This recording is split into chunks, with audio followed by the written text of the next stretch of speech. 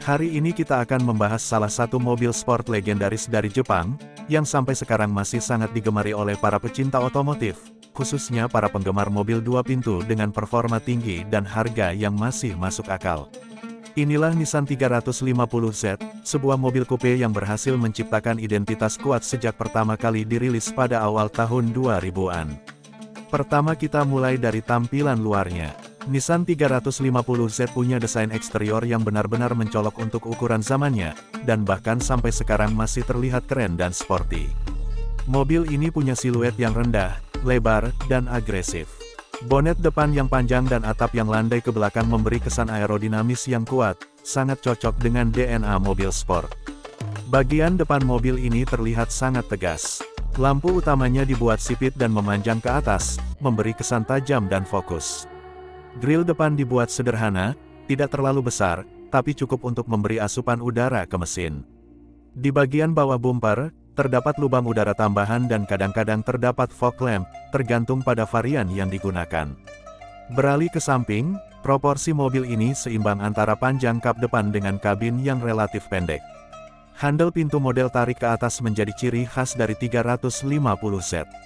Pelek standarnya berukuran 17 inci, namun banyak pemilik yang menggantinya dengan model aftermarket berukuran 18 atau bahkan 19 inci untuk tampilan lebih gahar. Bagian belakang 350Z tidak kalah menarik. Lampu belakang besar dengan desain segitiga horizontal menjadi salah satu ciri khas mobil ini. Di bagian tengah belakang, terdapat emblem Z ikonik yang tersemat dengan elegan. Knalpot kembar di kanan dan kiri memberi kesan performa tinggi, dan diffuser bawah menambah kesan mobil track ready meskipun digunakan di jalan raya. Masuk ke bagian performa, Nissan 350Z dibekali mesin V6 berkapasitas 3.5 liter yang menghasilkan tenaga sekitar 287 hingga 306 horsepower, tergantung pada tahun produksi dan varian trim. Torsinya juga besar, mencapai sekitar 363 Nm, yang membuat akselerasi dari 0 ke 100 km per jam bisa ditempuh dalam waktu sekitar 5.5 hingga 6 detik. Mesin V-Series milik Nissan ini dikenal sangat andal dan bertenaga. Suara mesin V6-nya juga menjadi daya tarik tersendiri, raungan mesinnya kasar namun berkarakter, sangat khas mobil JDM. Mobil ini menggunakan penggerak roda belakang RWD, jadi sangat menyenangkan untuk dikendarai. Apalagi bagi yang suka drifting atau ingin merasakan mobil dengan handling tajam di tikungan. Transmisi yang digunakan adalah manual 6 percepatan atau otomatis 5 percepatan, tergantung varian. Untuk penggemar mobil sport sejati, transmisi manual jelas jadi pilihan utama, karena memberikan kontrol penuh terhadap tenaga mesin dan pengalaman berkendara yang lebih intens. Suspensi depan menggunakan model double wishbone, sedangkan bagian belakang multilink. Ini membuat mobil tetap stabil dan nyaman saat dikendarai cepat, tetapi juga memberikan umpan balik yang sangat baik di setiap tikungan. Handling mobil ini memang menjadi salah satu alasan utama banyak orang jatuh cinta dengan 350Z. Sekarang kita bahas bagian interior. Saat masuk ke kabin Nissan 350Z, kesan pertama yang terasa adalah kokpit yang dibangun khusus untuk pengemudi. Semua instrumen diarahkan ke arah driver, memberi kesan sporty dan fokus.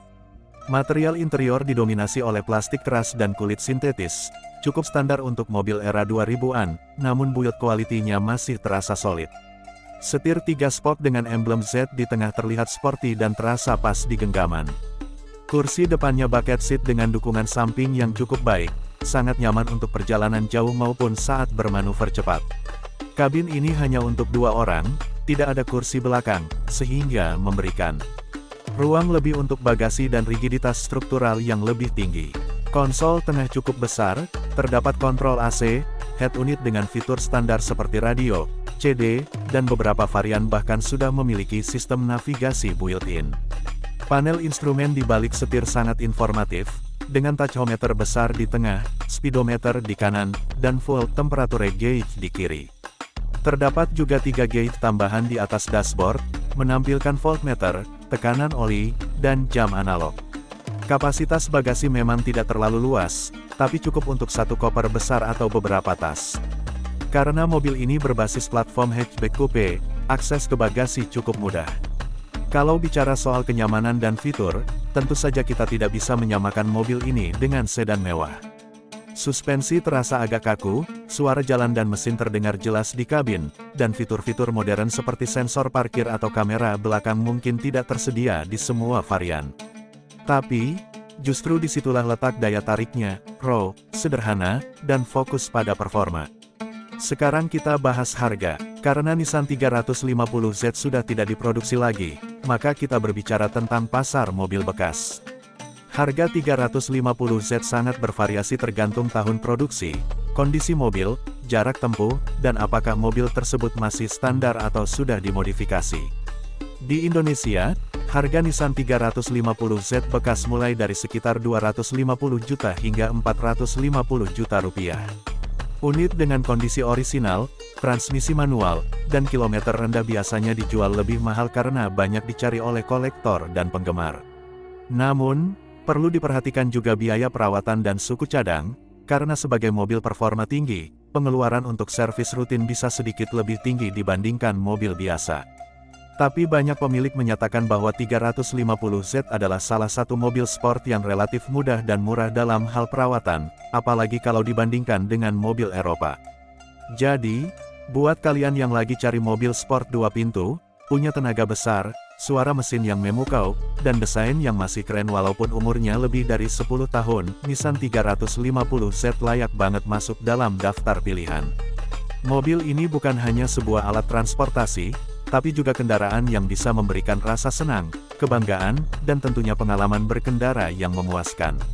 Itulah ulasan lengkap tentang Nissan 350Z. Gimana menurut kalian? Apakah mobil ini masih layak dimiliki di tahun sekarang?